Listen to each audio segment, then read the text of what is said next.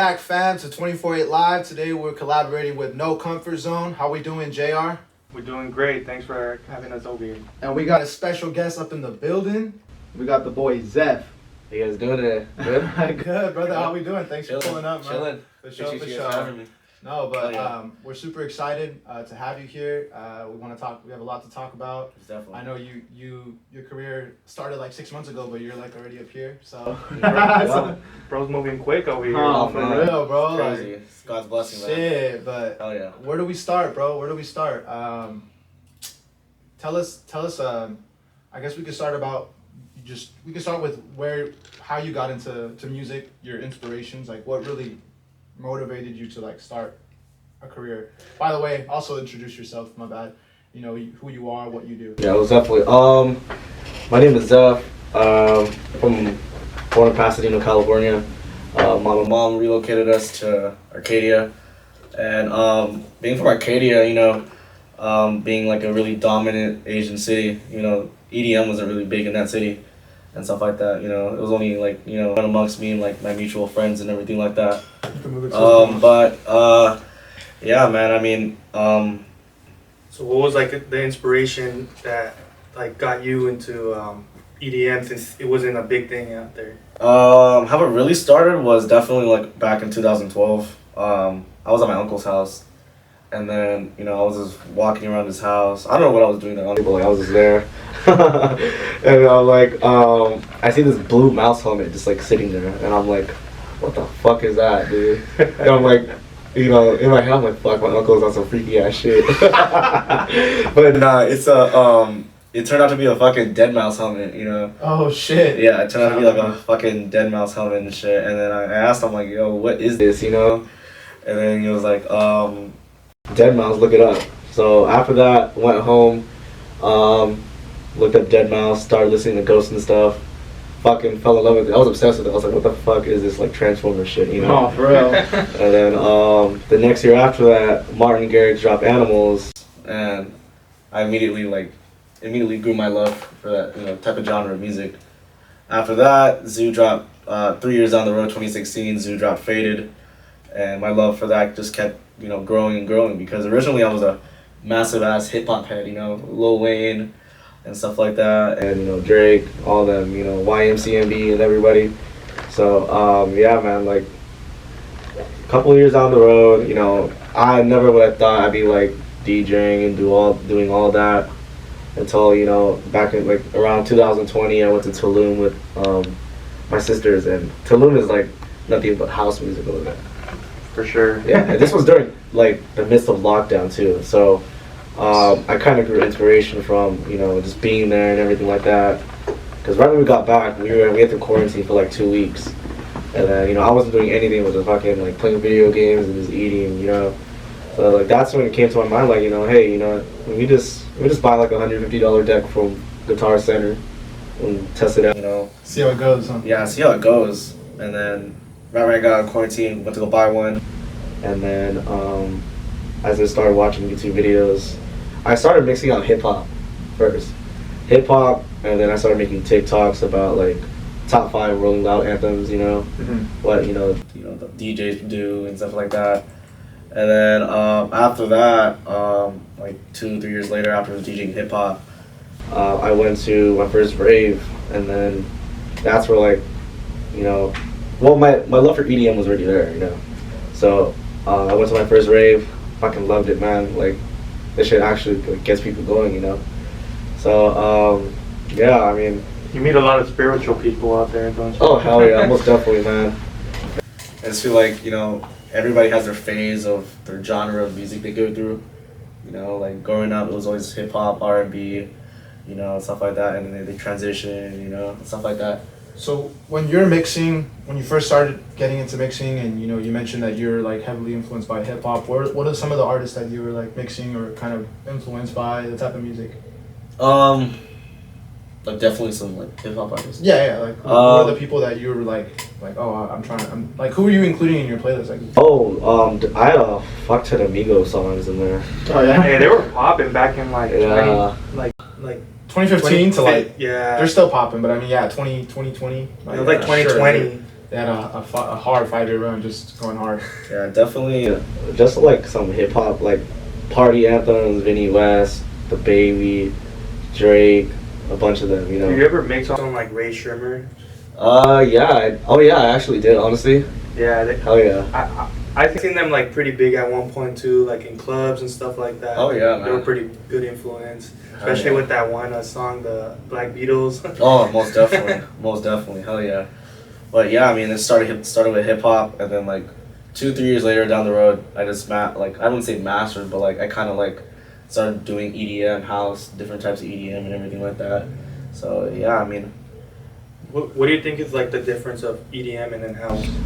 EDM is definitely a faster, what DJs call a BPM, which is like beats per minute. So it's a faster tempo. So you definitely you got to keep up with that. And then think about hip hop, you can have different types of tempos. So it can be fast, slow, you know, like steady and all that. So it's like, it's not really difficult, but it's just like you gotta like, you know, match it right, you know, by ear. And what was when you dropped your first like mix or whatever? Was it did you ever drop a hip hop mix or no? I never did, honestly. No? You know, because honestly, when I went to my first rave, like that's where I got like that's when my love for like EDM kind of boosted back up. And what was your first rave? It was Countdown 2021. Oh shit! That was New Year? a really good Was it lineup. New Year? Yep. Just leaving COVID. You know, I was like, you know, fuck COVID. You know, let's go pop out this rave. So we went, fucking, and then I was at the set, and then I heard Matroda play "Give Me Some Keys," and then I was like, yo, what the hell is this, you know? And then that's when I, you know, got back into my love for EDM, and I was like, dude, honestly, that beat was crazy. Like, you know, my ears were just fed up on it, you know. Learning about like you know, like different updates on like different keyboards and stuff like that. You can never really stay up to date. So do you feel like you're still learning in that process of like still figuring out certain systems and certain things? You know. Oh yeah, most definitely. Like, yeah. I mean, there's certain controllers I've yet to play on. I mean, I played on almost like every controller except most DJs know what this is, but like the CDJ 3000s, you know, the CDJs are like pretty like expensive ass controllers, man. You know, they're like For sure. Like a car, rare? Like a car. down payment of a car, man. You know, like the controller I have at home is like around $3K. So I mean, that's literally all I need to USB plug-in. But yeah, I mean, CDJs are like what, you know, every big DJ uses, and I can see why. You know, it has everything you need. You know, USB plug-in, laptop, and everything. But yeah, I put on mostly all controllers except CDJ 3000. I'm yet to play the CDJ 3000s, everything like that. So fast forward a little bit. You know, you drop your first mix, and it's an EDM mix, right? Sir, which one was that one? Was that the Coachella? that one was the Z Volume 1. Volume 1, right? And I was not expecting the amount of like Love getting from that dude. It was fucking crazy. And so, after that release, do you feel like that kind of seeing the feedback that you got, the love that you got? Do you think that is that what motivated you to keep going with it, or what was it that Oh yeah, definitely. Like, you know, I was a better BJ at the start of it, you know. So, yeah. You know, I wanted to push myself, you know, further. Not only frat parties, college parties, but I wanted to, you know, actually get shows and everything. So you can't really like put it this way. Like, if you want to get shows, you have to like have some kind of work, songs, mixes, anything. Even if it's like a 20-minute mix. That's like saying you're portfolio. Yeah, but most definitely. It's like you're applying for a job, but you have a blank resume. You gotta have something, you know. Correct. So I was just adding on mixtapes, and then, you know, say having promoters listen to it, and then liking it. Pretty much liking it. You know, taking notice of it and stuff like that. So that's how pretty much like it pushed me to get more shows to where I am today and everything like that. And so you leveraged the tapes to kind of be able to get shows, and you said you're performing, you know, at college frat parties. Yeah. Tell us a little bit more about that experience and how that started. Let it out. Oh man. Oh man. The frat party is something else. I mean, at the beginning, yeah.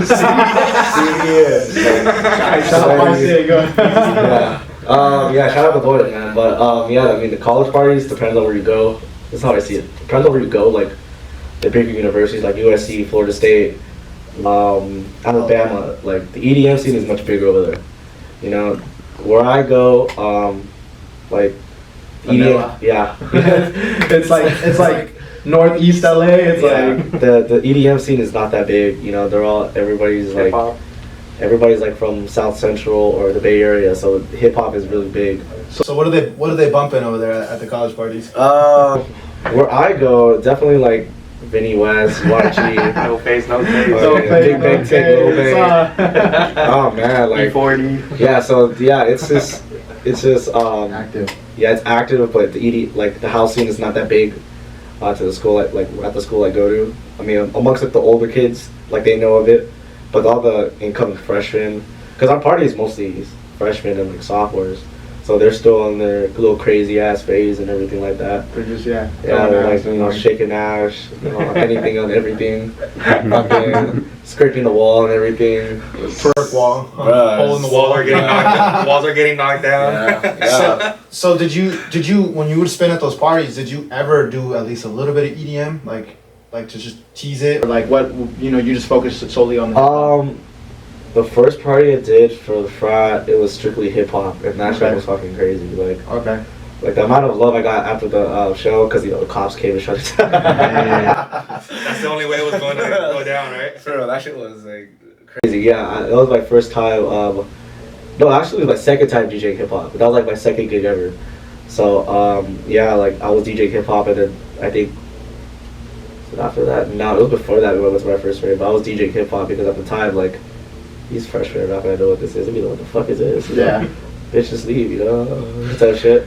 Party group around. Yeah, man, it's just like, I try to, after I got my first show, I was like, I can't even do these parties anymore because there's certain people that are dancing to it, and there's like the freshmen and the youngins that are just like, what's going on?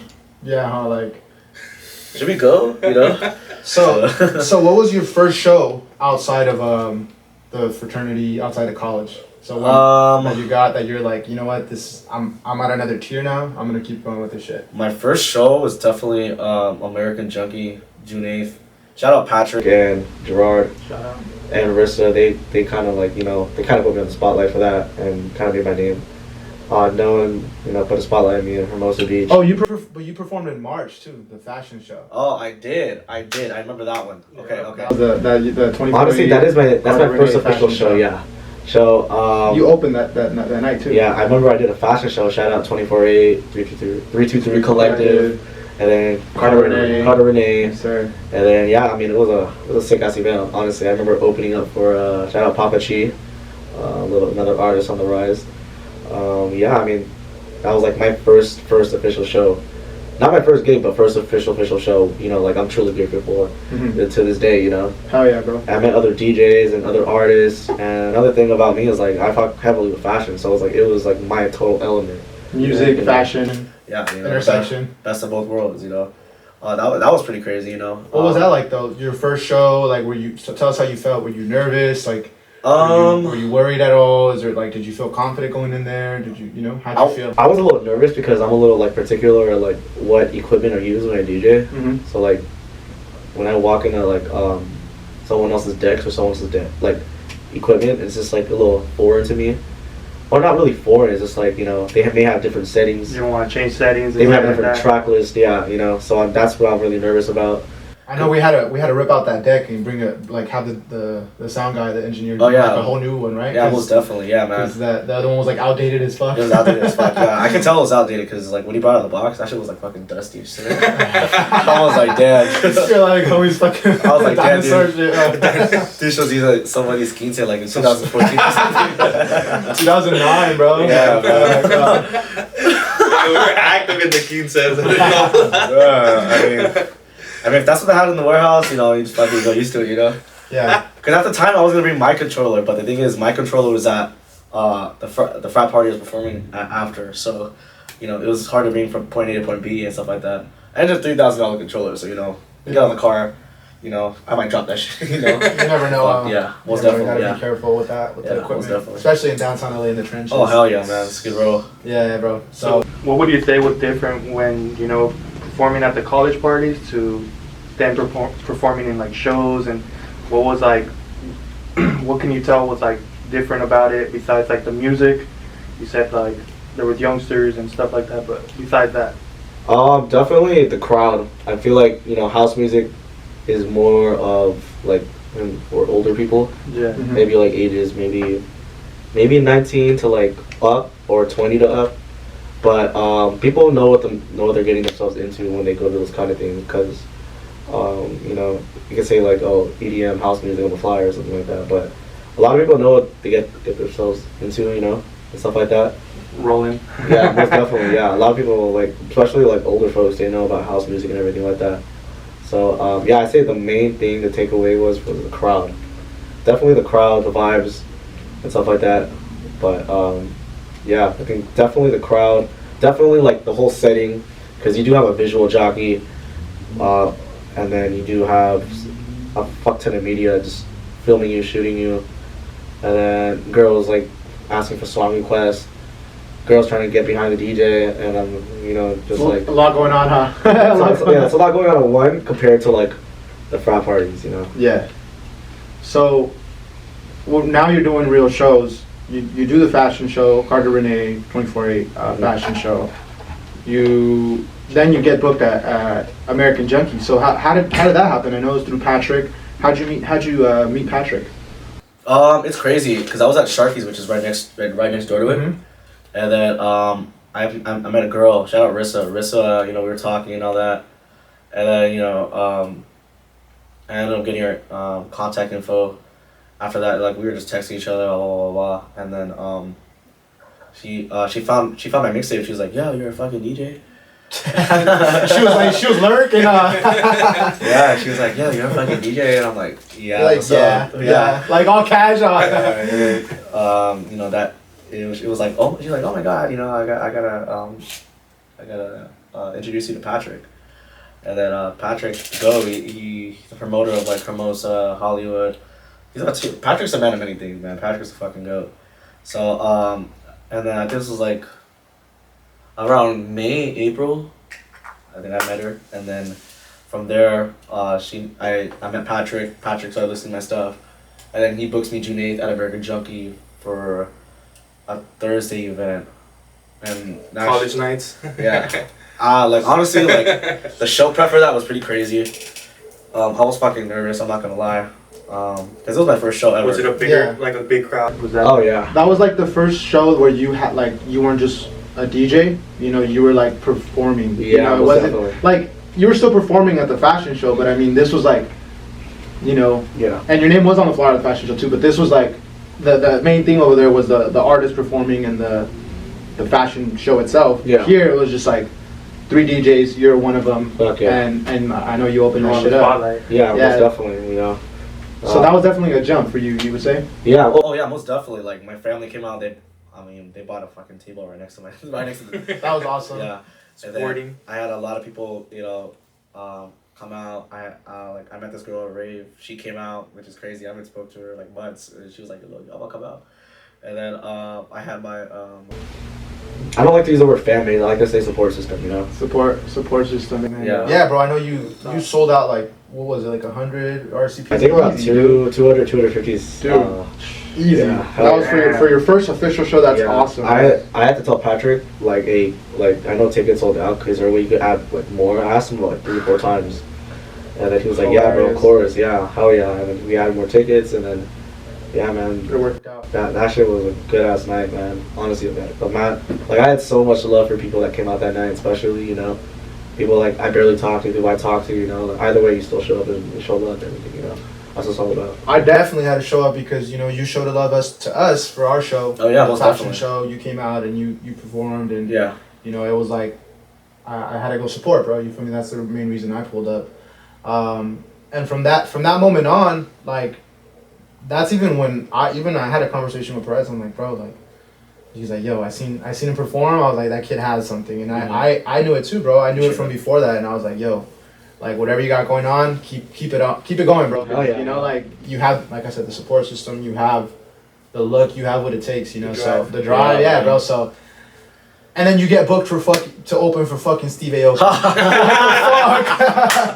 Out of nowhere, bro. Like fucking get booked to open for Steve Aoki, bro. You go from first fucking official show to just fucking doing what every fucking EDM producer dreams of doing all their fucking life, bro. And I'm not even to shit on the people that I met at that bar that I went to, that Pattern Bar, and I was trying to get your show there or whatever. Yeah. Bro, it was a bunch of DJs in their 30s. They're like, yeah, I've been spinning for 10 years, 12 years. I'm like, fuck, bro, like, and you're just still doing like shit on a Wednesday night, like, bro, you know. I was like, so I just realized that you're at another tier, bro. You're at another level with this shit, man, bro, and you gotta keep obviously going with it, and you are. That's exactly what you're doing. But from that moment, how did that happen? First of all, how did that occur? Well, I think a week after Junkie, like I started posting all the content from that show, and then you see, y'all, content works. Yeah, content works. Post content. Hey, a little tip. You know what I'm talking to. Whatever you do in life, there's always somebody watching, and you know, taking notice of your craft and work. So you know, just keep your foot on the pedal and keep going. You know, but basically how it started was like I was at work, and then one of my homies from high school hit me up. You know, shout out Matt, because he's an entertainment director of all throughout LA. Yeah, man. Promotion shit, huh? Yeah, shout out Matt, shout out Lance Bass. He DM'd me. He was like, "Hey, bro, do you want to like do an hour set to support Steve Aoki?" And I'm like, "Yo, what the fuck?" Like, type shit. The sky blue. Yes. It's the sky blue. Hey, is the Pope Catholic? No, bro. Yeah, man. Like that was pretty bizarre because I honestly grew up in middle school listening to Steve Aoki. I would blast Delirious and Boneless playing football on the fucking grass field. You know, and then Pursuit of Happiness, Project X, and everything like that. So, and like years prior, I watched his like documentary, you know, and stuff like that. So what's that on? Is that Netflix? On Netflix, Did he cake anybody? I know he's been doing it. He kicked like 6 people. He kicked one of the bros. He kicked one of the homies. He kicked one of the bros. He kicked one of my homegirls because she just graduated. Yeah. She probably deserved it.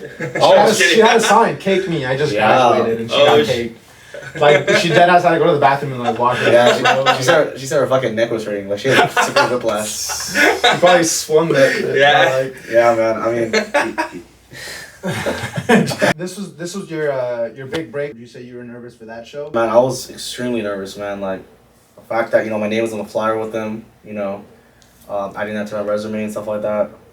Yeah, I was definitely nervous going into it because Steve Aoki, man, like he has Dim Mac, he has everything. You know, he's everything set for him. Comes from a crazy background and everything like that.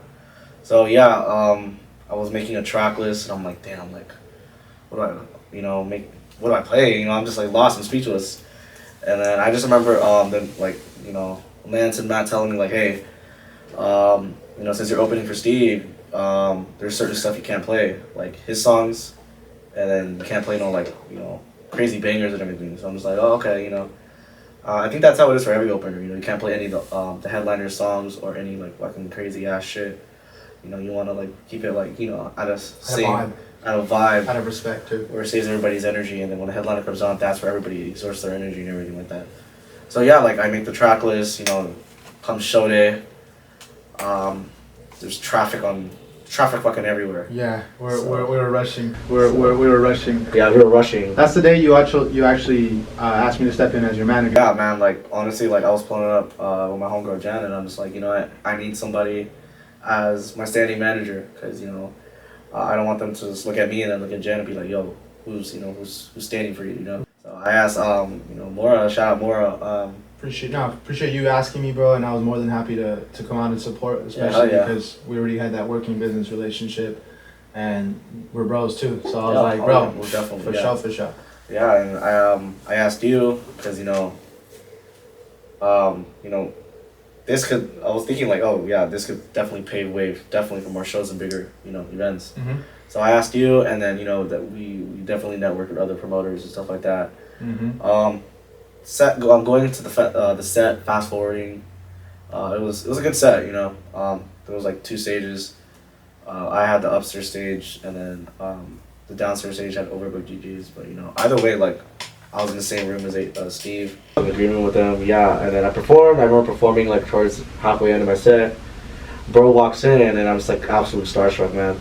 I'm just holy shit. Steve just fucking walked in and shit. Yeah. He's heading to the green room, I'm fucking looking at him and shit, looking at me, and then I just remember I'm at the end, I was playing, and then I remember it was about to reach the end of the track, and I'm like, oh shit, you know, let me just loop it real quick. Let me mix in, you know. Looping means like, you know, you're playing the same 4 bars the same time over and over and over again. So Yeah. I was like fucking so distracted, bro. So I was like looping in and mixed in, and then yeah, man. Right after my set ended, Steve came on. You know, that was fucking crazy because I never seen Steve live. You know, Me either, bro. That was the first time I ever that was seen pretty sick. You know, seeing we saw Mr. Bones there. Oh, bro, that was dope too. Yeah, Mr. Bones. Connected with him, bro. Like he DMs me like I'm his friend. I'm like, yo, shout out Mr. Bones, bro. I was like, Mr. Bones is sick as dude, fuck. for real. Yeah, He's dope, and he has he's yeah, man. Hell yeah. I respect what he does. And then the Caking came and Pursuit of Happiness. He played a good set, honestly, Steve. Oh, for sure, that Pursuit of Happiness went up. Oh hell yeah, most definitely, bro. Like that was definitely like my childhood. Not my childhood, For but like. sure. After Okay. Project X came out, like they kind of made that song a little more known too. Oh hell yeah, dude.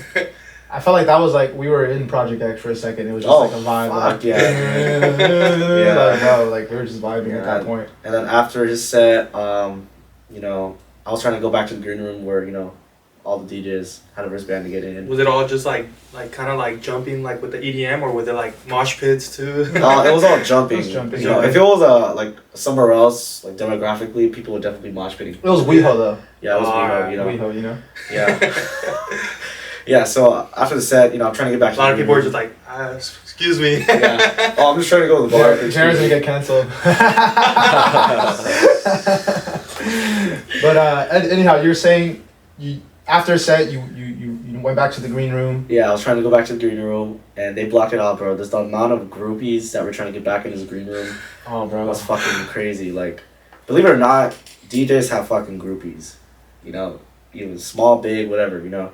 But yeah, I was trying to get back there. A lot of groupies trying to get back there, and I'm just like, You're getting to the groupies. Move. I couldn't even, I honestly couldn't even get in. So I hit up Matt or Lance, and then Matt's like, yo, you have a wristband, I'm gonna take you a different way. So he takes me a different way.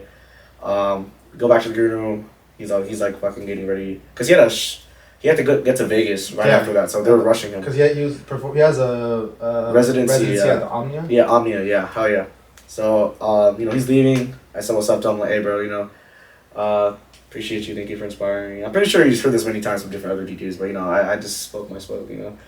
So I said what's up to him. I was like, yo, let me get a picture with you, blah, blah, blah, blah. And then took a picture. And then, you know, he was out of there, you know. It was a cool-ass experience, you know. So from that moment on, did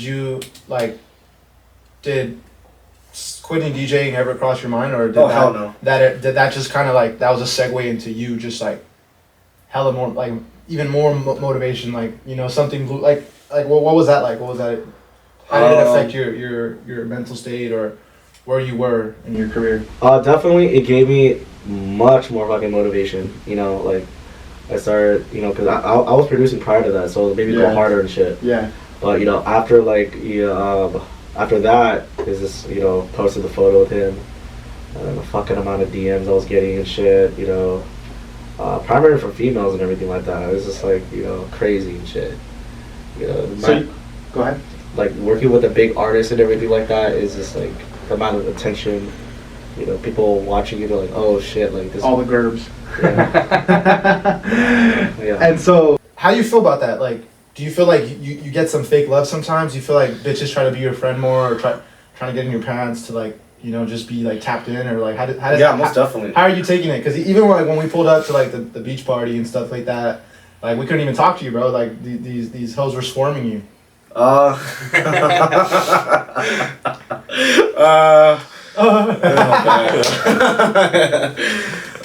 Shit, man. Fuck, I don't even know. Honestly, how do I feel? Shit. You're like, I get lost in the sauce. I'm lost in the sauce, man. Real recognizes real, you know. Yeah. It goes many different ways. You can be like, you know, supporting, you know, what you just said, out of pants or something like that. But yeah, man, like it's just people showing love and everything like that and stuff. But Do you get a lot of "Don't forget me" when you're famous? oh hell yeah, most definitely, man. Yeah, most definitely, man. I got a lot of that, and a lot of like people are saying, "Oh, you're too famous now." Just like kind of pisses me. Throwing shade, like Yeah, like what? It kind of pisses me off because like I come from like a humble background and everything like that. You know, I just do me. And they're like, oh, you're too big time now. Yeah, you know, that type of shit. He's Hollywood now. Bro, especially it's just like, is that picture a picture? And I'm just like, no, not right now. You know, I'm too fucking drunk or some shit. And they're like, oh, what? Oh yeah, oh what? You too famous now. I'm like, it's just like I don't want to take a picture right now, bro. It's like I don't got my glasses on. And, you know, my eyes are like fucking dumbfounded right now. So Is that why you always wear shades? Yeah, honestly, it's just like the fucking one day my eye could be folded as fuck. I could look stupid as shit. And you know, I'm not being insecure. It's just like it's a fucking Asian ass thing, dude. You know. I feel like it's part of your look too, bro. Yeah, like every definitely performance yeah. you've had like shades on, like that's your look, bro. Definitely, you know? definitely like makes up my signature look and everything like that. You know. Speaking of your look and your brand, you know, so I don't know, you're thinking of having like a brand and naming it kind of something along the lines. Oh yeah, of most your, definitely, man. Your Finsta. Oh yeah. I can sleep when I die. Yeah, man. Like you know, back in 5th grade, like my dad was a sneakerhead, and that's where I like fell in love with fashion. You know. Yeah. You know, he'd buy me sneakers. He'd buy himself. You know, he was a big ass sneakerhead, man. Like, he'd buy me. Fuck, I got my first pair of Jordans already. Well, I see you stepping the Louis V's. Oh yeah. Big stepper, you said. Yeah. Big stepper. Yeah. But yeah, what are you saying? Yeah, like fast back a little. Yeah, he'd always buy me Jordans and shit, and then that's where like you know I took like you know style really seriously. You know, put me up in Cooks and Castles and all that, Diamond Supply, Pink Dolphin, and then you know from there like you know that's where like fucking my taste in style and fashion you know kind of evolved. You know, I still have love and taste for fashion, so you know just having the best of both worlds of you know passion of DJing and fashion is just like something you know I kind of want to do. You know. But yeah, you know, I'm pretty sure some people have peeped the merch.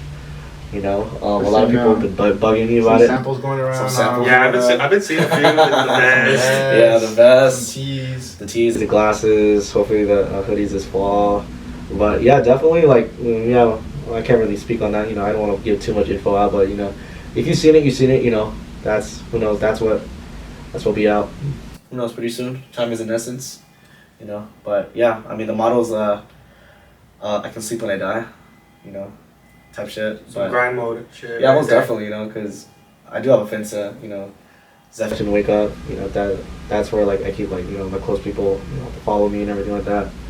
Because, you know, I don't want to sound too conceited or anything, but like, there's like a lot of people that follow me on my main account that I don't know, you know, that they don't need to see a part of me, that, you know. I just gotta keep some things private, you know. And the close friends gets confusing when you're sauced, huh? Oh. You're like, I'm gonna post it on close friends, and then it ends up on your main. That's happened. I think Couple times. Once. It happened once, and I was like, oh shit, what the fuck is this doing over here? I think it was me. It was me holding a damn dog at like a birthday party, a girl's birthday, and I'm like, yeah, I was drunk as shit, and then fucking the dog comes out to me and starts like fucking trying to, you know, like, pick her up and shit, and then some girl like posted me her main story, and then she tagged me. It was like one of my close friends, but she went on my main for like 30 minutes. I'm like, fuck, fuck, you know. So what's on the close friends? You got some. I mean, just the party scene, you know, or club scene, you know. The B-roll. Definitely the B-roll, yeah, something like that. The behind the scenes, huh? Yeah, I mean, I don't want to portray myself as the party person, but like, as of now, I think people see me like that because you know I'm always involved in nightlife now. For sure. It comes with the job, you know. Oh yeah, most definitely, you know. So yeah. So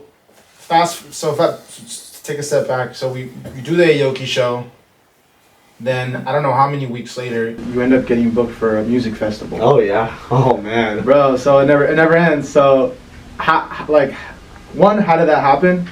And two, when you heard you were gonna perform at a festival and get paid for it, how'd you feel? Oh man, first off, I want to say shout out to Cam. Shout out Cam, City Lights. Yeah, shout Milwaukee. out City Lights Milwaukee. Shout out Olivia. Shout out manager Moore right here, 24-8. Yes, sir. Yeah, man. I mean, I guess for Summerfest, Summerfest is supposedly it's the biggest festival in the world. You know. Oh wow. That's when I did my research when I found out. So you know I was pretty shocked about it because you know Milwaukee, Wisconsin, like. You don't really hear much about it. I don't really hear anything about the Packers and everything. You know, Yeah. the Bucks and Deer District. That's about it. So how was like the vibe out there? It was definitely. I mean, the EDM scene is not that big compared to like LA, Miami, New York. You know, So it's more like fucking like known middle school songs. Okay. They know the EDM, you know. But it's definitely the country and hip hop. You know, it's pretty diverse out there and everything like that. Dominantly Caucasian out there. So I remember like, you know, weeks in preparation. Well, it started out, I think some French DJs backed out of the original lineup for weekend two. Yeah, some French, you said? Yeah, these French duo DJs, and then I got the call from Mora right here saying like, hey man, like they dropped out, you know. They're looking for a DJ. Looking for someone to fill this spot, you know, 3 to 5 p.m. slot. So I'm like, you know what, fuck it, let's do it, you know. So I started looking for flights and shit, you know, so and stuff like that. Oh boy, that was a headache. Last minute. 2 weeks before, bro. Man. Like that ass. We were like on the phone like for like hours, just like back to back, trying to coordinate, figure it out. Yeah, man. I mean, like I remember, you know, leaving from LAX. And this was around 4th of July weekend too, so I was flying Delta. Everything was fucking hectic. You know, flights are getting delayed and shit. I ended up falling asleep in my fucking terminal like at fucking 6 in the morning. I'm like, oh shit, I think I missed my flight. Finds out I got moved to a different terminal, so I go to the terminal, and the flight's fucking delayed for another 2 hours. But thankfully, you know, I got on the flight, and then like I'm boarding, and I recognize like 2 people, and I'm like, wait, I'm not sure, you know, 2 DJs, and I'm like, yo, what the fuck, like, it's Valentino Khan and Loud Luxury, Joe from Loud Luxury. Shout out. Yeah, shout out them. I'm looking at Valentino Khan, and I'm like, wait, is that Valentino Khan? Because he didn't have his mustache. He's known for his mustache. I already recognize the other dude because I follow on TikTok and everything. So I was like fucking looking at Valentino Khan. I'm like, is that him? Is that him? And him and his manager, like, they keep smiling at me because like on my luggage I have an EDC sticker and a J Trip sticker on there. So they're like, oh, this kid like fucking knows who this person is. So I keep looking at them like, oh fuck it, I'll just, you know, I don't want to bother them. It's fucking 6 in the morning, 7 in the morning right now. We're just trying to get on this flight. Everybody's pissed. Go on the flight, fell asleep. I got off. You know, they're just chilling there. You know, outside the bathroom. Go up to them, say what's up to them. You got out in Detroit though, right? I got out of Detroit. Yes, I got out of Detroit. You know. Did you take a train after, or? I'm gonna get into that right now. Okay. For yeah, sure. I'm gonna get it right now. So I go to Valentino and Joe. I'm like, yo, what's up, man? Like, you know, I respect you guys' work and everything like that. You know, chop it up with them. Tell them where I'm going. They're telling me where they're going. So it's, you know, it's like it's a pretty cool experience, you know. Cause, you know, DJs meet other DJs. You know, what you got going on? What do I got going on and everything. So snapped a picture, and then from there, I missed my delayed flight because my delayed flight from LA got, you know, it was fucking late, dude. It was late as shit. So you're the second leg of your flight. Since you were delayed, you missed that one. I missed that one, so I'm on phone call with Delta, you know, trying to find the next flight to Milwaukee, because there's no direct flight from LAX. Mm-hmm. So I'm trying to find the next flight. I'm like, oh my gosh, like I'm fucked. Like, you know, she said the next flight's not till, all the flights are booked going into tomorrow, the next day, which is my show day. And she was like, yeah, the best flight right now is Chicago tomorrow at noon. And keep in mind, I'm performing at 3 tomorrow. Horrible, bro. Yeah. That's Chicago. It's still an hour away from Milwaukee. Yep, most definitely. And I'm just like, yo, what the fuck? I'm doomed. I'm like calling you and everything. I'm saying, yeah. Fuck, I'm doomed. So I'm like, fuck that. Yeah. Go back to the booth. Go back to the fucking to the counter. I'm like, yeah. Tell him you don't give a fuck. Put you on, what was it, standby? Yeah, and my mom, I'm calling my mom. Yeah, I'm calling my mom. My mom's like, yo, tell him you're performing at a festival tomorrow, and hopefully he can get you on another flight. Yeah, so I called Mora, and he was like, yo, go on standby. And I'm like, standby? I've never even fucking heard of standby. You didn't know that was a thing, bro. Everywhere I fly, I always take direct flights, you know? Yeah. So, like, I'm literally, like, dead ass just trying to fucking, like, trying to get to Milwaukee. I'm like, oh my god, bro. So I looked at the homegirl at the desk, you know, like, hey, can you put me on standby for this flight? It's an 8 p.m. flight, get there, like, around 9:10, you know, day before. So I'm like, put me on standby. You know, being on standby is like a 50-50 gamble. You know, so I'm just standing there waiting for everybody, go in their seats, go up to her, I'm like, hey, you know, is there any seats available? She's like, yeah, the emergency exit room. So I'm like, you know what, give me that. You know, the Lord answered my prayers today. I'm getting to Milwaukee tonight. I'm texting more. I'm like, fuck it, I'll see you. Yes, you know. I'll be at the airport. Yeah, a little tip. You know, if you ever miss your connecting flight, always go on standby. Always go on standby because you never know what will happen. And you have leverage too because you it wasn't your fault you missed your flight. Oh yeah, it was the fucking plane's fault. you miss your connecting flight. So that's why you know you have that leverage, and that's why I was like, especially you performing, you told them that too. You're like, they're like, okay, we got you. Huh? Yeah, and Delta's always been reliable. But Shout out Delta though. Oh yeah, man, I'm trying to get those miles. Get the platinum. I'm still on gold. Shit, bro. Yeah, man, but like that, my prayers were answered. You know, took me like 2 weeks to make the track list. It was like that was probably the most versatile track list I ever made because you have EDM, country, and like a little hip hop. You know, so I was mixing a bunch of different BPMs, tempos, and stuff like that. So yeah, I mean, it was honestly a great turnout. You know, despite the controllers I was playing on, probably the worst controllers I ever played on. You know, I don't want to throw no shade to like the stage team, the production team, but like, if it was a big DJ performing his controllers, he would have walked out. I'm not gonna lie. Like to my fellow DJs, I know like some viewers won't understand what I'm saying, but like there was probably like 3 things wrong with it. I noticed. So number 1, there was no link cable for the USB, meaning you plug in a USB, the songs won't show on the other turntable. So thank God I brought a backup and stuff like that. And then number 2, my hotkeys were not showing up. So because the mixer something was not updated. Mm-hmm. It was so outdated. And then number 4, I think it was the beat sync that was not working. Like I don't use beat sync, but the fact that my hotkeys weren't working, I was like trying to use beat sync, but I didn't. I just like thank God I mastered like beat matching by ear. Mm-hmm. So I've used that to my advantage, and everything was a good turnout, honestly.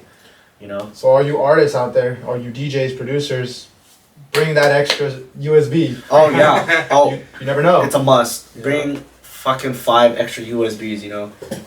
Always back up your track list on Rekordbox and everything. Because you never know what will happen. Because I know bigger DJs, when they go to bigger festivals like Tomorrowland and everything like that, they want specifics. They want this type of controller. They want this update, specific update. So always bring a backup USB. Even a laptop. So yeah, after that it was a good turnout. Started out with nobody, but I kind of finished with some people. Oh no, for sure. There was like plus 50 people out there, dude. I was like, yeah, like honestly, like for a place that has 11 stages, bro, to still have a crowd like that, I was like, yo, that's what's up. You made people's heads turn because you were spinning great music, bro. It was country, hip hop, back to back, a little EDM. Like you literally did a good job, bro. So yeah, I appreciate it. Yeah, most definitely. It was just I don't know if you guys seen the photo of Travis Scott when he performed in front of like 4 people and shit. Mm-hmm. Like that's how I took it, pretty much. Yeah.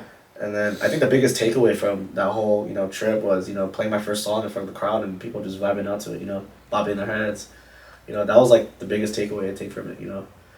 But yeah, that was quite the experience because I don't know how DJs do it because when you're traveling from fucking place to place, you're fucking tired. Oh right, right. Yeah, because what the time difference over there was like what 2 hours? Yeah, 2 hours ahead. Mountain time. No, yeah, 2 hours ahead. Jet lagged. Oh, dude, hell yeah, man. Right after that, I flew to San Diego because it was my boy's birthday for Chris Lake at Petco Park. Sick. Fucking day of travel, dude. It was all fucking jet lagged as shit. Well, bro, imagine the fucking DJ spinning in Ibiza or fucking over there, man, from over here, so it's like... Yeah, hell yeah. You gotta be ready, Yeah, hell yeah. I don't know how they do it, I'm not at that caliber yet where I can, yeah, say my full experience, but it was experience, I'll remember forever, Like, sure. Would you do it again? Oh, hell yeah. Oh, yeah. Oh, hell yeah. It was definitely. It's just like, people will hate it, but it's just like, when have you ever get a festival gig, Correct. When people are hating, I'm just doing something right. That means you got some fans. What those are actually fans. They're not support system, right? So what could you say for the DJs, producers, even artists out there that are trying to get their big break like that, either to open up for a big artist or to open up or to get a gig at a festival? Like, I mean, I'm not sure how much advice you can get on how to actually make that happen, but what's advice that you can give to help artists get there? Definitely networking is a big thing. I know demographically I'm blessed to live in Los Angeles, where it's the entertainment capital of the world. So like, I can, there's a lot of tools here. But to compare to like Milwaukee or maybe like Texas or like somewhere like really small, just keep networking. Even if it takes to like moving out there and manifesting on your own, and starting a new page out there. I mean, sometimes you gotta take that risk in life, you know, that will set you apart. But yeah, just networking, you know, because eventually, you know, somebody's gonna take notice of your work, and you know, just eventually, you know, you'll get to the position you want to get in life, you know. Pretty much, life is what you make it. Pretty much. As a DJ, what do you think makes you stand out from others? I think, damn, that's a good question. I think the energy I bring, you know, for my shows is just like, I don't really care, you know, the amount of the crowd or how much I make. I care mostly about like the experience people take away from it, you know. You know, like, oh fuck, like I had so much fun. Like you said, you threw the fuck down, you know. Like that's what really matters to me, you know. Yeah. And the people that show, like the people like that show love too, you know. So definitely like the experience I give, energy I give, and then the gravitational experience, people that are there take away from it. Right. So definitely like something like that. With all this experience, do you feel like you're evolving, like to where you want to be, or are you where you want to be? Yeah, most definitely. I mean, I just gotta keep the foot on the gas pedal, you know. I can't take my foot off, you know. I can't really. All gas, no brakes. All gas, no brakes. You know, I can't really, you know, take my foot off. Basically, you know, just keep going, keep pushing, keep driving. You know, because I'm blessed to live in LA already, where you know there's a fuck ton of connections and everything like that. For sure. And stuff. And it's only what the future will hold for me, you know. For sure.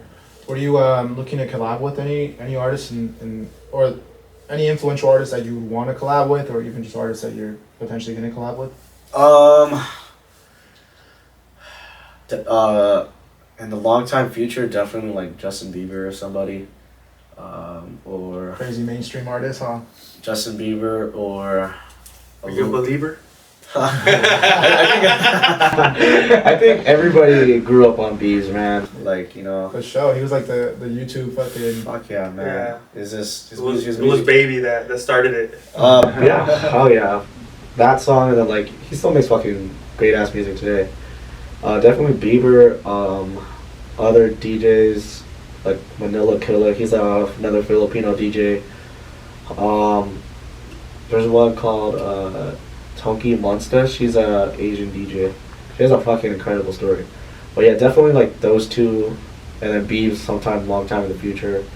Definitely like Papa Chi for sure. In the near future. Most definitely, yeah, man. You know, definitely Papa Chi. And other producers, you know. We'll see, you know.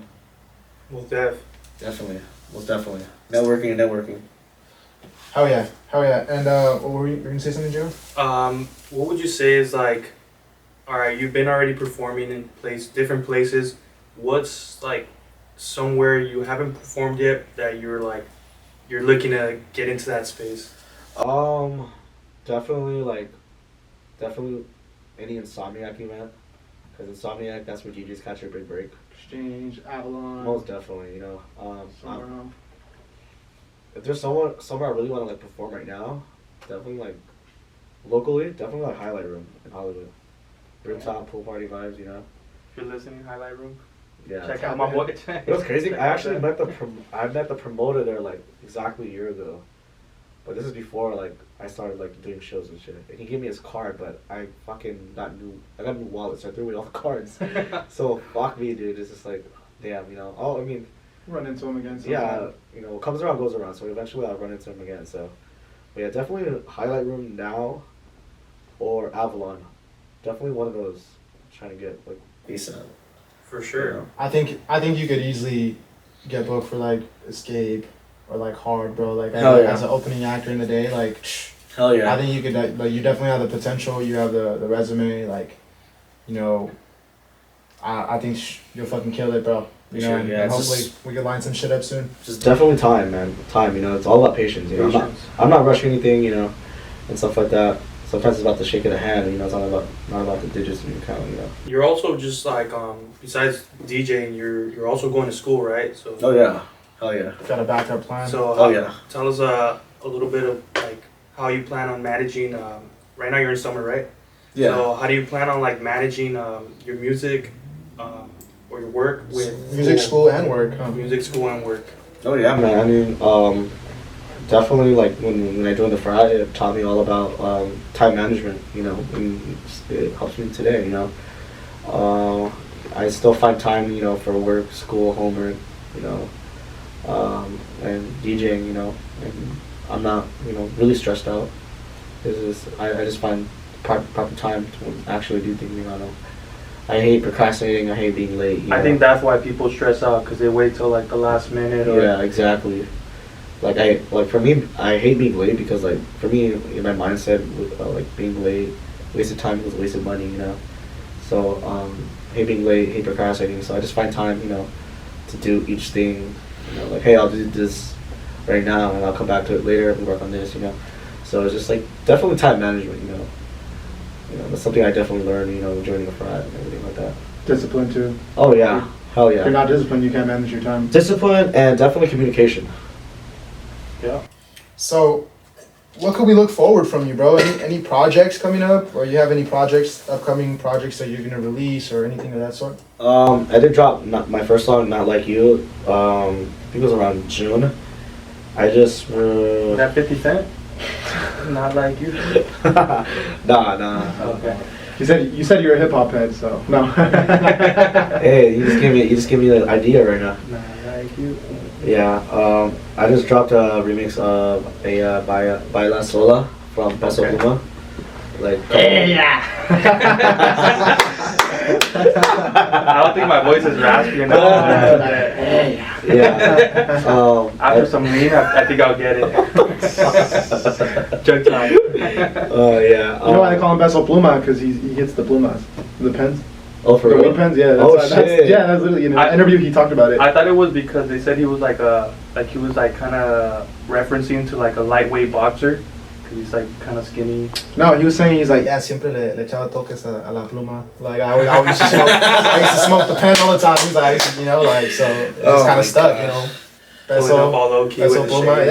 yeah. Anyways, though, so you dropped the Ella Baila Sola Yeah, that's doing pretty good. hit song. You know, you mix. That's dope. I made that shit in 30 minutes, and the amount of love I got for that was pretty fucking bizarre.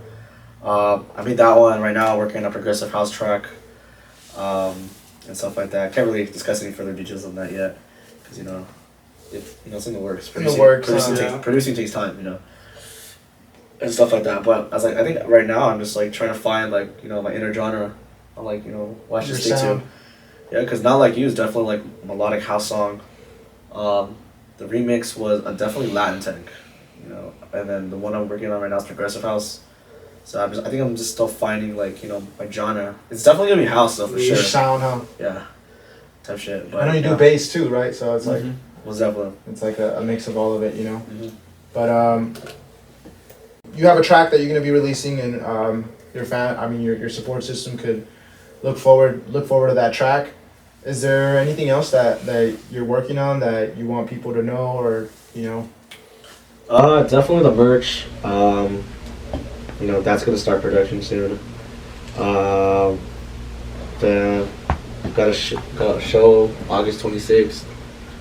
Catch One 360 stage. So it's gonna be like a boiler room style shit where you can be, you know, right next to the DJ. You know, just don't fucking press any of the buttons. You know, because a lot of people, you know, may have the boiler room sets, and then they'll fucking press a button and will fuck that shit up. You know? oh fuck.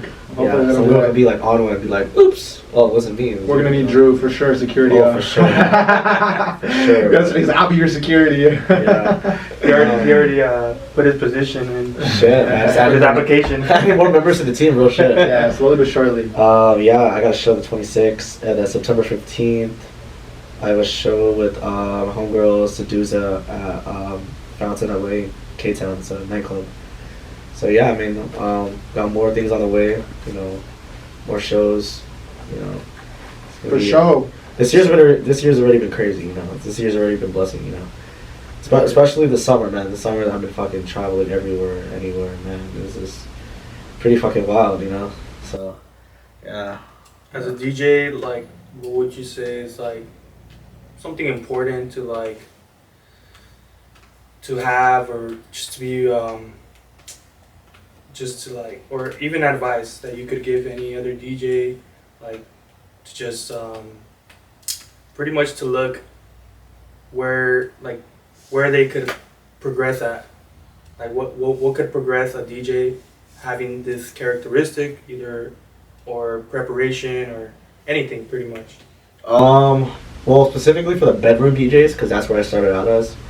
Definitely, make something, make some mixtapes, make some songs, because if you want to like go beyond that and you just don't want to perform in front of a bedroom wall like how I did, you gotta SoundCloud, especially SoundCloud will let you upload anything, so upload some kind of work and everything like that, and network, and make sure you always post your DJ content on your Instagram, because that's another way of it being a resume. Your SoundCloud and your Instagram, because promoters want to see like content of you DJing and doing, actually spitting. They're not gonna take.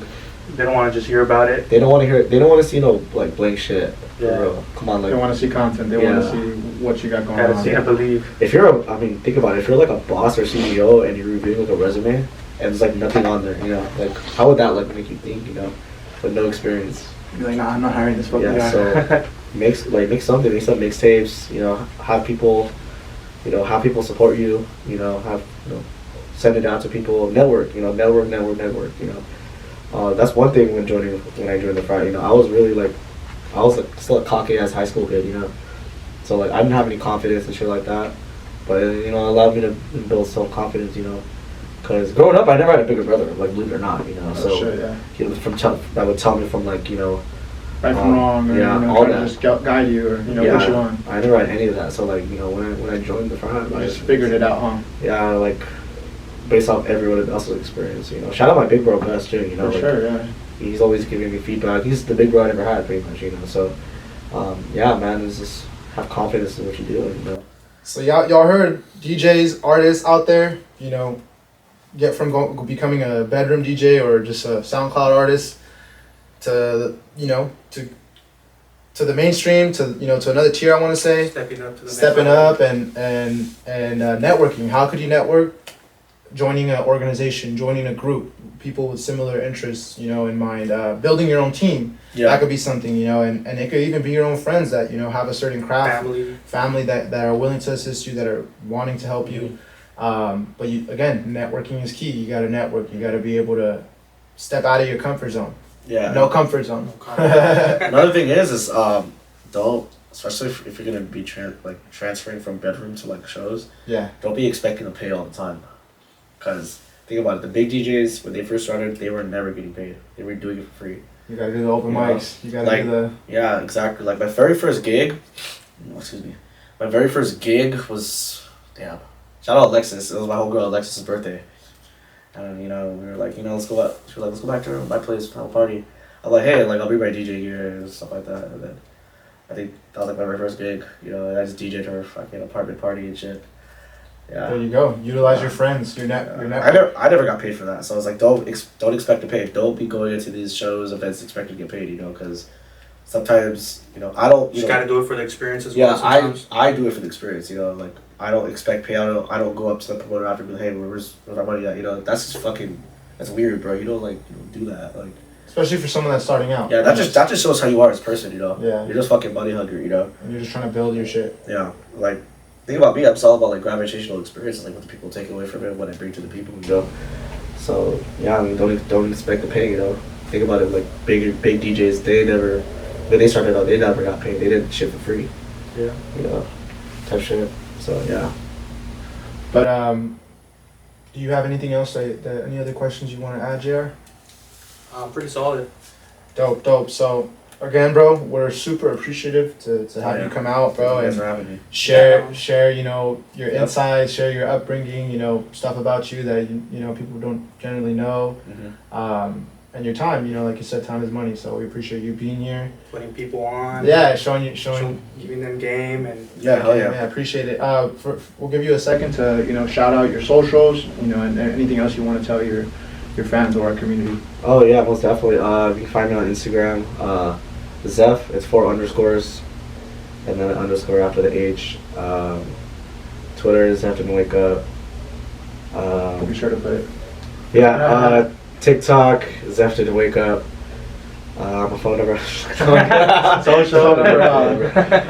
Yeah, I mean, I mainly use Instagram and find me at Threads. Threads? If someone wants to connect with you, It's not Twitter anymore. Where can they connect? Text. Instagram? Yeah, mainly Instagram, yeah, because all my links are on there, so it's 4_ ZEPH and another underscore and everything like that. For sure.